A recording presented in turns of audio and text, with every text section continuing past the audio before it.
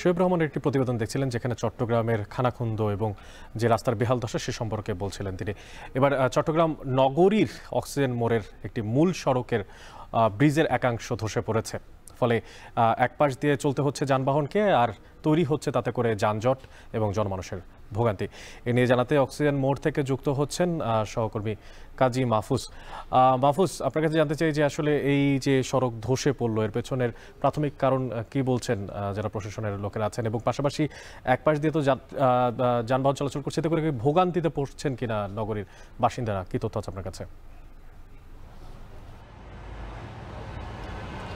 নিশ্চয়ই ভোগান্তির মধ্যে পড়ছে, সেটি বলার অপেক্ষা রাখে না।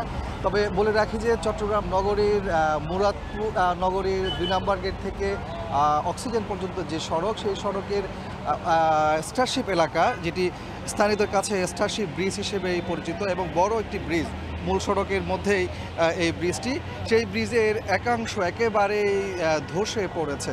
আমরা দেখানোর চেষ্টা করছি। এখানে যারা স্থানীয়রা আছেন তাদের সাথে আমরা কথা বলেছি। তারা আমাদেরকে জানিয়েছেন মূলত ভোর 5:30টার দিকেই ভাঙন সৃষ্টি হয়। যেহেতু গত মধ্যরাত থেকেই টানা চট্টগ্রামে বৃষ্টি হচ্ছে, বৃষ্টির পানির তোড়েই মূলত এই অংশটি ভাঙতে শুরু করে এবং 6:20 দিকে পুরো অংশটাই ভেঙে পড়ে। যার কারণে আমরা দেখতে পাচ্ছি এই সড়ক ধরে যারা যাতায়াত করে তারা বেশ ভোগান্তির মধ্যে পড়েছেন। আমরা দেখতে পাচ্ছি ইতিমধ্যেই সিটি কর্পোরেশনের মেয়র এসেছেন এই অংশে। এখানে তিনি পর্যবেক্ষণ করছেন। একই সাথে সেনাবাহিনীর সদস্যরা এসেছেন, পুলিশের সদস্যরা আছেন, ফায়ার সার্ভিসের লোকজনও এসেছেন। আসলে কেন এই ভাঙনটি হয়েছে সেটি তারা খতিয়ে দেখার চেষ্টা করছেন।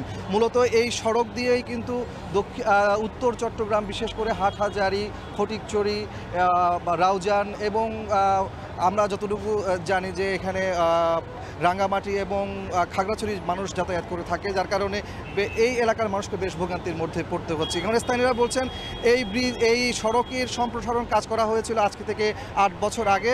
সেই সময় কিন্তু সম্প্রসারণের একটি অংশ, যেটি পুরাতন ব্রিজ হিসেবে পরিচিত ছিল, সেই পুরাতন ব্রিজটা কিন্তু সম্প্রসারণ আর করা হয়নি, অর্থাৎ এখানে সংস্কার করা হয়নি। সেই পুরাতন ব্রিজের উপরেই মূলত ঢালাই করা হয়েছিল, যার কারণে এটি শুরু থেকেই বেশ নড়বড়ে আছে, এমনটি বলছেন এখানকার স্থানীয়রা। যার ফলে মূলত বৃষ্টির পানির তোড়েই মূলত আজকের এই ভাঙনটি সৃষ্টি হয়েছে এবং এখানকার মানুষকে বেশ ভোগান্তির মধ্যে এই মুহূর্তে পড়তে হচ্ছে।